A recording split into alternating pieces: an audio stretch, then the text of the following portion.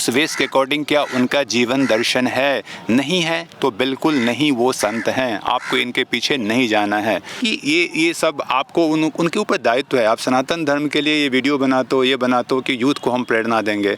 कल को ये यूथ आएगा और रोड पे देखेगा कि इनको आपने संत घोषित किया था, तो जो आपको बिरले एक दो अच्छे संत मिलेंगे उनकी वाणी को भी उसी तरह से शक करेगा। बात कही वो बहुत सत्य भी है, लेकिन एक कह रहा हूँ ये हमारे धर्म के टूट के जब दूसरा धर्म जा रहे हैं, एक पता नहीं किस कारण की वजह से। यही कारण मैंने कहा ना, कारण कुछ भी नहीं है, क्योंकि धर्म के जो मौलिक स्वरूप है, धर्म के जो असली चीज़ें हैं वो जनता तक नहीं आता है। मान लीजिए सपोज करो मैं ब्राह्मण शरीर हूँ, मैं संध्या नहीं करता, मैं गायत्री नहीं करता, ठीक है ना, मैं ऐसे जीवन नहीं जीता, मैंने वेद नहीं पढ़ा, वेद के अकॉर्डिंग जीवन नहीं जिया, मेरे अंदर त्याग बैराग नहीं है ना, और हम कहेंगे कि हमें अधिकार दो। तो एक जो यंग है, जो आज मॉडर्न है, आधुनिक है, वो देख रहा है ये हमसे किस चीज़ में श्रेष्ठ है। जो आपको पहले तो मैं हर एक चीज़ जानना चाहता हूँ कि संत कैसे कहते किसको है। जैसे कि आज हर भगवा कलर में कहूँ, हर घेरवा कलर में कहूँ, क्या वो संत है या संत की परिभाषा क्या है? क्यों हमारी जनता बहुत भोली है और उनको कैसे भी, चाहे अगर पत्थर पे भी चीनी लगा के दे दोगे तो वो रसगुल्ला समझ लेती है। तो उनको थोड़ा सा मार्गदर्शन कीजिए, असलियत में संत है क्या और कहते किसको है? देखिए, शुल्क यजुर्वेद में क्लियरली आ गया है, हमें ना शुल्क यजुर्वेद में क्लियरली आ गया है कि संत कौन है, उसमें बताया गया है। उसमें कहा गया है कि कोई भी अपने यदि वर्णाश्रम धर्म का शास्त्र अकॉर्डिंग पालन करता है तो वो संत है। तो एक गृहस्थ भी यदि वर्णाश्रम ढंग से, वर्णाश्रम व्यवस्था के अंतर्गत जो उसके लिए कर्तव्य निहित है, उसके अकॉर्डिंग यदि वो जीवन जीता है तो वो भी संत है। इसीलिए हमारे सारे ऋषि जो थे वो गृहस्थी जीवन जीते थे, लेकिन उन्हीं के अंतःकरण में सारा ये वेद, ये शास्त्र प्रकट हुआ, ना कि किसी संत के हृदय में प्रकट हुआ। आज जो कहते हैं गेरुआ वस्त्रधारी, यस वो भी संत हैं, लेकिन आपको ये देखना है कि जो संन्यास आश्रम के लिए जो नियम है, संन्यास आश्रम के लिए जो कर्तव्य हमारे शास्त्रों में लिखा गया है, क्या उसके अकॉर्डिंग उनका जीवन है? ये क्या ये एनजीओ चला रहे हैं? या अपने कहते हैं कि एक संन्यास, एक आदमी यदि आप कहीं तप कर रहे हो तो उसका एनर्जी ही पूरे वर्तमान, पूरे इस ब्रह्मांड को जो है ना वो प्रभावित कर देती है। आज कहते हैं हिमालय में बहुत संत है, वो क्या करते हैं? उन्हीं की एनर्जी से तो हम जैसे लोग चल रहे हैं। तो आपका काम एनजीओ चलाना नहीं है, आपका काम जो है किसी चीज़ों से नहीं लगना है ना, कि हम एक गौ सेवा कर लें या फूड डिस्ट्रीब्यूशन करें या कथा को बिजनेस बनाए। This is not a role of sant, ठीक है ना। आपका काम है साधना करना, तप करना, और आपके तपोबल से जो है ये संसार टिका रहेगा। तो आज भी कुछ संत जो हिमालय में हैं और जगह आप देखते हैं तप कर रहे हैं, वो उन्हीं की तो तप के बल पे ये सृष्टि चल रहा है। जिस दिन वो ख़त्म हो जाएगा तो ख़त्म हो जाएगा सारा कुछ, है ना। इसलिए आप वेश पे ना जाएं, आप इतना ज़रूर देखें कि जिस वेश में वो हैं उस वेश के अकॉर्डिंग क्या उनका जीवन दर्शन है? नहीं है तो बिल्कुल नहीं वो संत हैं। आपको इनके पीछे नहीं जाना है। जैसे मैंने पिछले वीडियो में मैंने कहा भी था कि ब्राह्मण की, जैसे ब्राह्मण की आप बात कर रहे हैं, ब्राह्मण ठीक है, शरीर से कोई ब्राह्मण है, ज़रूर उसके पिछले जन्म का वो कर्म था, वो ब्राह्मण बना है, राइट। लेकिन उसमें भी देखिए 4 स्टेज बताया गया है। एक जन्म से ब्राह्मण है, फिर उसने गुरुकुल जाके वेद अध्ययन किया है, सेकंड कैटेगरी, वो उससे श्रेष्ठ है। फिर कहा गया क्या वो जो अध्ययन किया है उसका वो जीवन में आया है, वो इससे भी श्रेष्ठ है, समझे। क्या उसके अंदर वैराग्य है, दैट इज़ अ सर्वश्रेष्ठ। तो जो हमारे शास्त्र में जो कहा गया है कि जो ब्राह्मण भगवान है, भगवान उनके नतमस्तक होते हैं, वो उस ब्राह्मण के लिए कहा गया है, ना कि जन्म के बेस पे आप जन्म तो ले लिए लेकिन ये 3 स्टेज आप पास नहीं किए तो आप उस स्टेज तक नहीं हो, ठीक है। आपका पिछले जन्म का ऐसा स्वधर्म रहा है, आपका गुण रहा है। जैसे गीता में मैंने बोला हुआ है पिछले वीडियो में भी कि 49 श्लोक में 18वें अध्याय के 41वें श्लोक में वो क्लियरली कहता है कि जिसका जैसा स्वभाव है उसके अकॉर्डिंग, उसके अनुसार हम उसको उस वर्ण में जन्म दे देते हैं, ठीक है। तो ठीक है, आपका पिछले जन्म का था, आप ब्राह्मण बने, लेकिन this is the primary stage, कहते हैं ना, आप पीएचडी तक आपको जाना है ना। तो हुआ क्या, आप कभी सोचिए आजकल के जो युवा वर्ग हैं, सोसाइटी है, आखिर ब्राह्मण से इतना एलर्जी क्यों हो गया, या आज लोग ब्राह्मण को इतना हे दृष्टिकोण से क्यों देखते हैं? इसके पीछे एक ही लॉजिक है, गहराई से सोचिएगा आप लोग। क्यों? क्योंकि जो ब्राह्मण के कर्तव्य या जो ब्राह्मण के सम्मान की बात शास्त्र में की गई है कि भगवान नतमस्तक होते हैं, विष्णु भगवान उसके चरणों में गिर जाते हैं, वो उस ब्राह्मण के लिए कहा गया है कि जो ब्राह्मण कुल में जन्म लिया, वेद का अध्ययन किया, वेद के अकॉर्डिंग जीवन जिया और उसके अंदर वैराग्य है, उसके अंदर भगवत प्रेम में डूबा हुआ है, राइट। तो उस अधिकार को क्या किया, जो सामान्य ब्राह्मण है अपने लिए यूज़ करना शुरू कर दिया। तो आम आदमी ने देखा, अरे ये तो हमसे भी गया गुजरा है, ये भी नॉन वेज खाता है, ये भी उसका कैरेक्टर अच्छा है, नैतिकता जीवन नहीं जी रहा है, तो वो कहाँ से ये हो गया, तो उनको शास्त्र पे ही शक होना शुरू हो गया, राइट। तो यहाँ पे दिक्कत हुई है। शास्त्र के एक एक बातें सही है, लेकिन किसके लिए कहा गया है? ब्राह्मण श्रेष्ठ है जन्म से, मैंने उस पिछले वीडियो में भी कहा है, उस ब्राह्मण को कहा गया है कि वो जन्म से ही गुरु है, उस ब्राह्मण के लिए, समझे ना, जो चौथे स्टेज पे है। पहले ब्राह्मण के लिए नहीं कहा गया है। लेकिन चूंकि आप भगवत रास्ते के पथिक हैं, आपको साधना में जाना है, तो आप पशु पक्षी कीट मतंग सबको प्रेम कीजिए, बस उनको इतना सम्मान दे दीजिए कि पिछले जन्म में उसने कुछ किया है कि उसको इस वर्ण में जन्म मिला। उसके आगे जो आध्यात्मिक यात्रा है उसमें ये आपको सहयोग नहीं करेंगे, उसको किस तरह आपको उसके साथ नहीं सानिध्य होना है। महाराज जी, जैसे कि एक बात देख रहा हूँ कि ये भी वृंदावन है, और वृंदावन में बहुत सारे अभी क्या है कि चलन सा बन गया, पता नहीं क्या कारण से, कि यूट्यूब का मैं देखा हूँ, यूट्यूब का एक चलन सा हो गया, सभी को संतों का वीडियो लेना, संतों का इंटरव्यू लेना, ये एक चलन है। हालांकि उसकी दर्शन की जगह आज के लोग उसका मोनेटाइजर कहता है, जिसका एक पैसा कमाने का जरिया बनाने लग गए। हालांकि पैसा कमाने जैसे कि बहुत सारे जरिया होते हैं, तो उनको क्या कहना चाहोगे, उन लोगों को, उन भाइयों को जो क्या संदेश देना चाहोगे, क्योंकि वो भीख और भिक्षा में फ़र्क नहीं समझ रहे हैं? हाँ देखिए, एक्चुअली ये है, उसके बारे में तो हम क्या कहेंगे, सब ये ठाकुर जी की लीला है, जिसको जो लगाना है लगाना है। लेकिन यदि तुम्हें धन ही कमाना है तो धर्म को क्यों आधार बना रहे हो? क्योंकि उनको भी क्यों आप दोष देंगे? जब जो सो कॉल जो आज बड़े बड़े अपने आप को संत कहते हैं, या हम लोग उसको संत कह देते हैं मीडिया के थ्रू, राजनेता के थ्रू, है ना, वो भी तो इनडायरेक्टली वही काम कर रहे हैं। बस ये है कि वो मांग रहे हैं, वो बिना मांगे स्वीकार कर रहे हैं, फ़र्क तो इतना ही है, ले तो दोनों रहे हैं, राइट, समझे ना। तो ये चीज़ हमें देखना है कि ये सब आपको उनके ऊपर दायित्व है। आप सनातन धर्म के लिए ये वीडियो बनाते हो, ये बनाते हो कि यूथ को हम प्रेरणा देंगे। कल को ये यूथ आएगा और रोड पे देखेगा कि इनको आपने संत घोषित किया था, तो जो आपको बिरले एक दो अच्छे संत मिलेंगे, उनकी वाणी को भी उसी तरह से शक करेगा, समझे कि नहीं। तो इसीलिए आपके ऊपर जिम्मेवारी है, आपको कमाना है तो इतने सारे क्षेत्र है, आप कमाइए। धर्म को आप कमाने का क्यों ये जड़िया बना रहे हो, है ना। वो संत कहाँ से हो सकता है? एक स्वामी रामतीर्थ थे, वो कहते थे कि जिस संत ने कुटिया बना लिया और जिस संत ने आश्रम बना लिया, वो भिखारी समझो, है ना। तो संत का काम, जिसको हम सन्यासी कहते हैं, ये चतुर्मास में एक जगह रुकते थे, बाकी थी उनका काम क्या था? भिक्षा लेना। उनका काम था गांव-गांव जाके लोगों को धर्म में प्रेरित करना। आज गृहस्थी बहू बेटी के साथ अपने घर में, उनके आश्रम में बैठे रहते हैं और संत अपने आश्रम में है। तो ये उल्टा हो गया। आपको काम था कि गांव-गांव जाके गृहस्थ के यहाँ रुकना। सुखदेव मुनि कहते हैं कि एक रात रुकते थे गृहस्थ के यहाँ, या जितना, और देख के चले जाते थे आगे। तो आपका काम था भ्रमण करना। तभी कहा गया रमता जोगी बहता पानी। आप तो एक आश्रम बना के बैठ गए, NGO खोल के बैठ गए, एक कोई न कोई आधार बना लिए। तो ये काम संत का नहीं है। तो इसी से हमें बचना है। सनातन, मैंने उस वीडियो में भी कहा है कि सनातन धर्म इज़ अ परफेक्ट, उसमें कोई कमी नहीं है। उसको असली सब ने अपने अपने अनुसार उसकी व्याख्या करके अपने लिए उसको बनाना शुरू कर दिया, अपने लिए यूज़ करना शुरू कर दिया। अभी मन में आप इस सनातन धर्म की बात कर रहे थे, मुझे याद आ गई। तो सनातन धर्म की परिभाषा क्या है? क्या ये जो सनातन में कहते हैं कि हम हिंदू हैं, हम मुस्लिम हैं, क्या ये सनातन है? क्या भगवान ने कभी कोई जाति बनाई थी? देखिए, जाति नहीं है, लेकिन एक समाज को चलाने के लिए कुछ न कुछ तो आपको रूपरेखा बनानी पड़ेगी, ठीक है ना। व्यावहारिक दृष्टिकोण से आप सबको इक्वल नहीं कर सकते हैं। हमारा ये शरीर है, ठीक है। क्या शरीर में सब अंगों को आप एक जैसा सम्मान देते हैं? लेकिन आपका अंगुली, बाएं हाथ की अंगुली कट जाए तो आपको इतना ही कष्ट होगा, लेकिन भगवान को फूल चढ़ाएंगे तो दाहिने हाथ से चढ़ाएंगे, ठीक है। आपका ये नाभि से नीचे का अंग है, वो क्या कम इंपॉर्टेंट है? लेकिन हम उसको अशुद्ध अवस्थान देखते हैं। तो इसलिए राम सुखदास जी भी, स्वामी राम सुखदास जी कहते हैं कि हमें सब में इक्वल भाव रखना है, समझे कि नहीं। सब में इक्वल भाव रखना है, लेकिन व्यवहार में आपको अंतर करना पड़ेगा ही, समझे कि नहीं। नहीं तो फिर वो चलेगा नहीं वो व्यवस्था।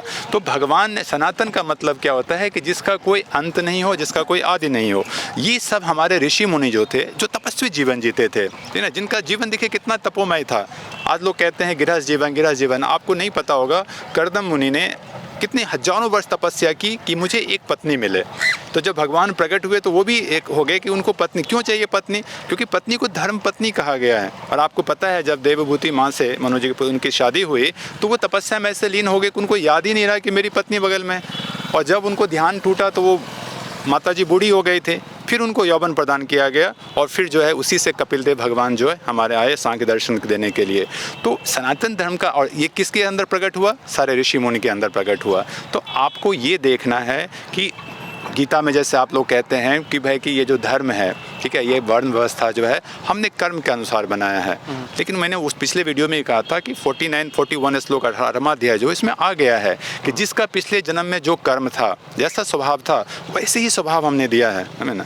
और देखिए कुछ चीज़ों को हम लोग समझते नहीं हैं कि शास्त्र में तुलसी बाबा ने लिख दिया कि जो है ना कि शूद्र है, गवार है, ठीक है, शूद्र है, स्त्री है, ढोल गवार सब जो है ताड़ना के अधिकार है। उसका मतलब क्या है आप खुद सोच के देखिए। आज के कलयुग है, आप यदि अपनी माताओं को, अपनी बहनें को यदि नियंत्रण में नहीं रखेंगे तो पग पल पे भेड़िया खड़ा हुआ है। तो उस कॉन्टेस्ट में कहा गया कि स्त्री भी एक रत्न है, समझे कि नहीं, इसलिए कहा गया कि उसको नियंत्रण में रखो और कोई दूसरा ये नहीं है।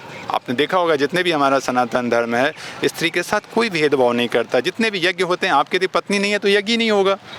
जब राम भगवान ने यज्ञ करना शुरू किया, सीता माँ नहीं थी तो आपको कुछ को उनको बनाना पड़ा सीता मैया, तभी होना। तो कभी हमारा सनातन धर्म भेदभाव नहीं करता है, बस वो प्रियोरिटी की बात करता है, व्यवहारिक पक्ष की बात करता है ना। महाराज जी, जैसे आपने स्वामी रामसुदा जी का नाम लिया, मैं पहले तो हे नाथ है मेरे नाथ, मैं आपको बोलूँ नहीं। महाराज जी, जैसे कि हमें कहा जाता है कि हर जीव में भगवान बसते हैं, हर मानव में ईश्वर बसते हैं। तो जैसे कि अगर सभी धर्मों को, जैसे मुस्लिम और सिख और भाइयों सभी को एक मानना, क्या मुझे दोष लगेगा? या वो राम को माने तभी मैं उनको मानूँ तब मुझे? नहीं, देखिए ये सबसे बड़ी बात है कि ये नहीं कहा गया सब में भगवान बसते हैं। इसका मतलब क्या है कि हमारे अंदर जो पावरफुल सोल है, हमारे अंदर जो आत्मा है, वो भगवान का रूप है।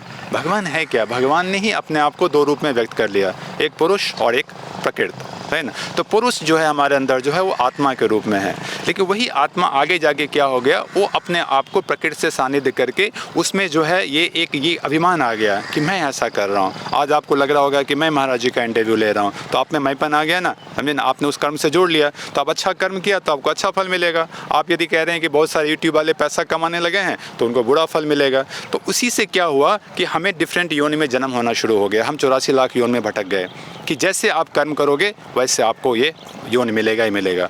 और एक तो हमेशा याद रखिए कि सारे धर्म की आप बात करते हैं, सब में एक चीज़ कॉमन है, कर्म का सिद्धांत, कि आप जैसा कर्म करेंगे उससे आप नहीं बच सकते हैं। यदि कृष्ण भगवान का बेटा सांब था, खुद भगवान का बेटा था, उन्होंने जो है संत महात्माओं का अनादर किया तो पूरे वंश नाश हो गया, उसको भी उसका खामियाजा भुगतना पड़ा, राइट। तो हम अपने कर्म को देखें और जो आज हमारी स्थिति है वो हमारा ही कर्म हमारे सामने आया है, समझे ना। महाराज जी, जैसे कि एक तो कहते हैं भजन कर रहा है कोई, एक जो ध्यान लगा रहा है भगवान में भजन कर रहा है, और एक तरफ जो एक भाई है जो सेवा कर रहा है संतों की, जो जीवों की, तो ज़्यादा फलदायी और ज़्यादा भगवान की प्राप्ति किसको जल्दी होगी? इसमें कहना बड़ा मुश्किल है, लेकिन दोनों ही इक्वली इम्पोर्टेंट है। लेकिन वो भजन क्यों कर रहा है, भजन कैसे कर रहा है, ठीक है ना, शास्त्र के अकॉर्डिंग कर रहा है, नहीं कर रहा है, अब परिक्रमा कर रहा है, अब देखिए परिक्रमा में कैसे लोग परिक्रमा करते हैं, राइट। तो वो चीज़ है, सेवा कर रहा है। आज तो सब अपने में सेवा में लगे हुए हैं। एक नेता कहता है हम देश की सेवा करते हैं और सब जगह वंशवाद पनप जाता है, सबका बेटे और रिश्तेदारों की लाइन लग जाती है, समझे ना। तो जिसमें आपकी यदि प्रियोरिटी है, यदि आपकी सेवा में प्रियोरिटी है, आपकी भजन में प्रियोरिटी है, हर रास्ता से आप वहाँ तक पहुँच सकते हो। इसमें कोई छोटा बड़ा नहीं है, बट उसमें प्रियोरिटी होना चाहिए। यदि आपकी सेवा में प्रियोरिटी नहीं है तो सेवा करके भी आप वहाँ तक नहीं पहुँच सकते। आप में भजन में प्रियोरिटी नहीं है तो भजन करके भी वहाँ तक नहीं पहुँच सकते। एक्चुअली हम सब का, आपका, इनका, हम सब का जो स्वरूप है, हमारा प्रकृति है, ये अलग अलग है। इसलिए ये कहा ही नहीं जा सकता है कि this is only one way कि if the people go through this तो वहाँ पहुँच जाएगा, समझे ना। रामकृष्ण परमहंस जी कहते थे कि तुम एक पहाड़ पे चढ़ जाओ तो देखोगे सब रास्ते धीरे धीरे यहीं आ रहे हैं, चारों तरफ जितने रास्ते हैं ना यहीं आ रहे हैं। वो कब पता चलता है? पहाड़ पे चढ़ने के बाद, राइट। तो कहने का मतलब जब हम उस स्टेज को पा जाते हैं, भगवान को प्राप्त कर लेते हैं, तो लगता है हाँ यार सब तो उन्हीं का ये तरीका है। तो इसलिए इस्लाम हो या क्रिश्चियन हो, कोई भी हो, यदि वो प्योरिटी में है और यदि वो इस तरह से बढ़ रहे हैं तो वो वहाँ तक पहुँचेंगे। लेकिन एक बात मैं कह दूँ कि सनातन धर्म में, इस्लाम में, क्रिश्चियन में क्या अंतर है वो भी मैं बता देता हूँ, समझे कि नहीं। एक सनातन धर्म ही, अब आप देखोगे सनातन धर्म की पहुँच कहाँ तक है? मोक्ष तक है। क्या बताइए आप, क्रिश्चियनिटी में ईसाई धर्म में मोक्ष की बात की गई है? नहीं, वो सिर्फ जो है स्वर्ग नरक की बात करते हैं, हेवन की बात करते हैं। इस्लाम में बात की गई है मोक्ष की, वहाँ तक उनकी पहुँच नहीं है। यहाँ तक पहुँच सिर्फ हमारे ऋषि मुनियों की है, क्योंकि उनका वो तपस्वी जीवन था। इसलिए कहा, इसलिए अर्जुन को कह रहे हैं ये गीता में, अर्जुन तुम वेद से परे चला जाओ, क्योंकि वेद तुम्हें सिर्फ क्या दे सकता है, तुम्हें जो है ये लौकिक सुख दे सकता है, स्वर्ग प्राप्त करा सकता है, लेकिन मेरी प्राप्ति वेद पे चल के भी नहीं हो सकती है, समझे कि नहीं। इसीलिए आप कहोगे ऐसा कैसे हो गया? क्या आज अमेरिका की पहुँच नासा तक है? क्या बांग्लादेश की रिसर्च है नासा तक जाने की? तो यदि अमेरिका नासा तक पहुंच गया, चंद्रमा तक पहुंच गया, कहाँ तक पहुंच गया, उसकी वो रिसर्च है। इसी तरह हमारे ऋषि मुनियों ने आध्यात्मिक क्षेत्र में वो रिसर्च किया, जहाँ तक अभी इस्लाम को, क्रिश्चियन को पहुँचना बहुत दूर की बात है, वो नहीं पहुँच सकते हैं। महाराज जी, आपने बात कही वो बहुत सत्य भी है, लेकिन एक कह रहा हूँ ये हमारे धर्म के टूट के जब दूसरा धर्म जा रहे हैं, एक पता नहीं किस कारण की वजह से। यही कारण मैंने कहा ना, कारण कुछ भी नहीं है, क्योंकि धर्म के जो मौलिक स्वरूप है, धर्म के जो असली चीज़ें हैं, वो जनता तक नहीं आता है। मान लीजिए सपोज करो मैं ब्राह्मण शरीर हूँ, मैं संध्या नहीं करता, मैं गायत्री नहीं करता, ठीक है ना, मैं ऐसे जीवन नहीं जीता, मैंने वेद नहीं पढ़ा, वेद के अकॉर्डिंग जीवन नहीं जिया, मेरे अंदर त्याग बैराग नहीं है ना, और हम कहेंगे कि हमें अधिकार दो। तो एक जो यंग है, जो आज मॉडर्न है, आधुनिक है, वो देख रहा है ये हमसे किस चीज़ में श्रेष्ठ है, और ये फिर जो कहता है कि हम जो है, मैं भगवान हमारे लिए ललायित रहते हैं, भगवान हमारे प्रणाम करते हैं, तो उनको सनातन धर्म से विरक्ति हो जाती है, समझे ना। और फिर जो दूसरा धर्म है जो उसको कैच करने के लिए तैयार है कि ठीक है, उसको पता है ये अपसेट है, तो आप चाहे ब्रह्म कुमारी या कहीं कहीं जो भी आप चले जाएंगे, क्योंकि वहाँ जो है वो शास्त्र है ही नहीं है, और वहाँ तो सिर्फ व्यापार है सब जगह। तो चूँकि हमारे सनातन धर्म में एक व्यापार का एक कहते हैं एक उदय सा हो गया है, इसीलिए और धर्म ने उसको लोगों को जो है ये इधर जा रहे हैं। महाराज जी, जैसे हमारे संतों के द्वारा कहा गया है कि जीवन में गुरु बनाना अति आवश्यक है, जीवन में दीक्षा गुरु होना जरूरी है। जीवन में गुरु होना क्या अति आवश्यक है, और किस प्रकार के गुरु होने चाहिए? देखिए, जीवन में ये किसी शास्त्र में नहीं कहा गया है। गुरु का यहाँ मतलब है, आप देखिए कि जो तीन हैं पर्टिकुलरली, ब्राह्मण, क्षत्रिय, वैश्य, तीनों को एक पैरेलल रखा गया है, तीनों को द्विज कहा गया है, तीनों में अंतर नहीं कहा गया है। बस इतना ही है कि इन तीनों में देखेंगे क्षत्रिय और वैश्य को वेद पढ़ने का अधिकार उनको भी दिया गया, वेद पढ़ाने का अधिकार केवल नहीं दिया गया, समझे ना, बाकी कोई डिफरेंस नहीं है। तो आप जब आप जो है अध्ययन शुरू करते हो, तो आपको क्या होता है, उपनयन संस्कार करना पड़ता है। आज हमारे सनातन धर्म से उपनयन संस्कार गायब ही हो रहे हैं। बस मंदिर में गए, जनेऊ पहन लिया, हो गया सब उपनयन संस्कार। उस समय जो आपको गायत्री दीक्षा दी जाती थी, दैट इज़ अ गुरु, वही आपका गुरु होता था। और जब फिर वानप्रस्थ के बाद आप संन्यास में जाते थे, वहाँ जो आपको जो संन्यास की दीक्षा देती थी, ये गुरु हैं। आज जितनी ये दीक्षा देने का ये प्रपंच चल रहा है, ये बिल्कुल अशास्त्रीय है, उसके कहीं मेंशन नहीं है, ये 100% ट्रू है। महाराज, एक छोटा सा मन में एक विचार आ रहा है, जैसे वेशभूषा, कहीं कहीं अलग अलग वेशभूषा होता है, क्या भगवान में ये वेशभूषा धारण करना है, या मैं जींस पैंट में भी इसी मार्ग पर चल सकता हूँ? देखिए, वो अब सपोज कीजिए कि मान लिया कि मैं त्रिकाल संध्या करता हूँ, समझे कि नहीं, मैं ब्राह्मण हूँ, ये ब्राह्मण शरीर है, मैं तप में लगा हुआ हूँ, तो क्या जीन मेरे लिए कंफर्टेबल है? तो इसीलिए इसमें क्लियरली आ गया है शास्त्र में कि एक लांगड़ होना चाहिए। मैंने पिछले भी वीडियो में कहा था, जिसमें हम लंगोट की बात कर रहे थे, चाहे तो आप धोती पहनिए जिसमें लंगोट हो, या आप जो है आप लंगोट पहनते हैं तो यहाँ इसमें लांगड़ आ जाता है, ये शास्त्र में मेंशन है। बाकी शास्त्र में कहीं नहीं लिखा हुआ है कि आप धोती पहनिए क्या पहनिए। यदि यदि लंगोट पहन के आप जीन में भी हैं, आप पेंट में भी हैं, तो आप सनातन धर्म को फॉलो कर रहे हैं। महाराज जी, जैसे एक मन में तर्क हो, माफ़ी चाहूँगा गलती हो जाए तो, जैसे एक तरफ मैं वृंदावन में देखता हूँ बहुत सारी माताएं बहनें लड्डू गोपाल जी को लेकर भ्रमण करती है। जब कभी मैं बहुत सारे यूट्यूबर के वीडियो देखे थे, कोई कहता है माता जी के मेरे को कान्हा ने बंसी से मारा रात को, किसी ने कहता है उसकी चुनरी खींची। तो अगर श्री कृष्ण भगवान अगर छोटे छोटे कामों के लिए कह रहे भक्तों को एक तरफ, दूसरी तरफ बहुत सारे ऋषि महात्मा संत जो एकांत में जंगलों में तपस्या कर रहे हैं, उन्हीं ठाकुर जी को पाने के लिए पूरा जीवन दे देते, वो उनको दर्शन भी नहीं देते। देखिए, ये सब सारा ये मार्केटिज्म है। कलयुग में इतना आसान नहीं है भगवान का दर्शन देना, भगवान का लीला करना, ठीक है ना। लेकिन भगवान लीला करते हैं, वो जिनके साथ लीला करते हैं, हमें ना, वो आपको रोड पे नहीं बताएगा, वो माइक पे नहीं बताएगा कि हमारे साथ क्या लीला किए। ये जितने भी ये बातें सुनते हैं और देखते हैं, ये सब ये व्यापार है और कुछ भी नहीं है। इस पर विश्वास करने की आवश्यकता नहीं है। बात रही इसकी माताओं की, इतना जरूर सीजिए, यदि आप सनातन धर्म में हो, कृष्ण को पकड़ने के लिए कृष्ण की वाणी को जीवन में लाना पड़ेगा। आप तभी कृष्ण आपके पास आएगा। कृष्ण की वाणी है, शास्त्र की वाणी है। एक माता जी हैं, यदि वो अपने हस्बैंड यदि वो शादीशुदा हैं, यदि घर से बाहर निकलती हैं, उनको नरक का रास्ता उसी समय तैयार हो जाता है, समझे कि नहीं। ये ट्रू है, समझे कि नहीं। यदि आप शादीशुदा नहीं है तो आप पिता के पास रहिए, आप जो है अपने भाई के पास रहिए, क्योंकि ये एक मर्यादा है, कहीं नहीं लिखा हुआ, इसमें कोई भेदभाव नहीं है। देखिए, लोग बहुत, एक मैंने इन वीडियो में बोला था कि इन्होंने शायद कट कर दिया, उनको डर लग गया कि लोगों को क्या होगा नहीं होगा। हमारा सनातन धर्म जो है ना, देखिए बिल्कुल एक वैज्ञानिक है। आज सब कुछ प्रूव हो रहा है, ये वैज्ञानिक है। आप बताइए, भोले बाबा का तस्वीर है, माताएं जा सकते हैं, उनको प्रणाम कर सकते हैं, कृष्ण भगवान का तस्वीर है, प्रणाम कर सकते हैं, सब कुछ कर सकते हैं, कोई नहीं। लेकिन एक शिवलिंग है, उसको कहा गया है कि महिला जब भी स्पर्श करे पुरुष के हाथ के साथ स्पर्श करे, उसको स्पर्श करने के लिए मना किया गया। शास्त्र में क्लियरली आएगा कि उससे क्या होता है, वहाँ से भगवान चले जाते हैं। आप सपोज कीजिए सारे देवी देवताओं को टच करने का आपको अधिकार दिया गया, सबको पूजा करने का अधिकार दिया गया, साक्षात शिव भगवान को पूजा करने का अधिकार दिया। यदि ऋषि महात्माओं ने कहा है कि शिवलिंग को स्पर्श नहीं करना है, कुछ न कुछ इसमें वैज्ञानिकता होगी। क्या वैज्ञानिकता, वो भी थोड़ा हमारे मार्गदर्शन कीजिए। वो तो ठीक है, लेकिन मान लीजिए एक मैं बात कर रहा हूँ, ठीक है, वैज्ञानिकता होगी, अवश्य होगी, अवश्य। वो जब आपको ज्ञान प्रकट होगा, समझे ना, जब आप शास्त्र आगे चलेंगे तो आपको खुद पता चल जाएगा कि ये शास्त्र की वाणी है। अब बताइए, विदुर जी हैं, मैं उसमें पहले वीडियो में मैंने भीष्म पितामह जी का उदाहरण दिया था। विदुर जी हैं, आप देखेंगे जब वो शांत के लिए गए तो क्या हुआ, दुर्योधन ने उनकी व्यवस्था किया था मेरे यहाँ रहेंगे, वो विदुर जी के यहाँ चले गए, और हम लोग जानते हैं केले के छिलके खाए, वॉट जो भी। वो विदुर जी जिनके कृष्ण इतने ही जो है ना उनको वो प्रेम करते थे, जब युधिष्ठिर कहता है मुझे ज्ञान दो, तो बोला ये ज्ञान देने का अधिकार नहीं है, क्योंकि मैं जो हूँ दासी पुत्र हूँ। तो सनकादिक को बुलाया गया और धृतराष्ट्र को जो है क्या किया गया, उनको ज्ञान दिया गया। लेकिन वही धृतराष्ट्र जब मोहवश पांडव के घर छोड़ने के लिए तैयार नहीं थे, जबकि देखेंगे उसको कि जो आपका जो भीम है उसको कितना अपमानित कर रहा है, तो उसको अपने ज़बरदस्ती खींच के उनको और गंधारी को जंगल ले गए, वहाँ उनको मुक्त दिलाए। तो उन्होंने दीक्षा क्यों नहीं दी, उन्होंने ज्ञान क्यों नहीं दिया, इस तरह से क्यों नहीं प्रवचन दिया? क्योंकि वो शास्त्र की वाणी है, क्योंकि उनको ये अधिकार नहीं है, ये ब्राह्मण को ही अधिकार है। फिर आप ब्राह्मण का मतलब जन्म वाला ब्राह्मण ही ले लीजिएगा, जिन्होंने वेद पाठ पढ़ा। मैं उस बात की बात, जो चौथे स्टेज का ब्राह्मण है, जिसने ब्राह्मण में कुल में जन्म लिया, नंबर 1 वेद का अध्ययन किया, उसके अकॉर्डिंग जीवन जिया, और जिसके अंदर त्याग और वैराग्य है, वो कोई आश्रम नहीं चलाता, वो कोई एनजीओ नहीं चलाता, कोई गोपालन नहीं करता, कोई खाना नहीं बांटता, है ना। उस तरह के जो विरक्त हैं, उस ब्राह्मण की बात की गई, उसको अधिकार है ये सब करने का। कलयुग आप जहाँ, मैंने कहा था ना, जिस आश्रम में है उसी आश्रम में रहिए, है ना। आप गृहस्थ में आपको मोह माया कुछ भी नहीं खींच रहा है ना। आप जो मोह माया की बात कर रहे हैं, तो यहाँ जो सन्यासी बन गए उनको क्या मोह माया नहीं खींच रहा है?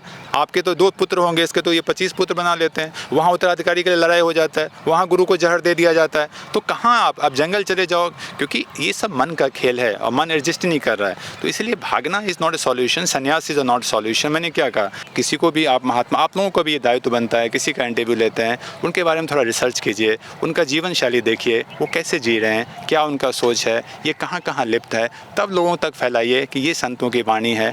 और ना अब हर को तब उनको विश्वास आएगा, नहीं तो उनको भी जो यूथ को जो है ना विश्वास सनातन धर्म से हट जाएगा।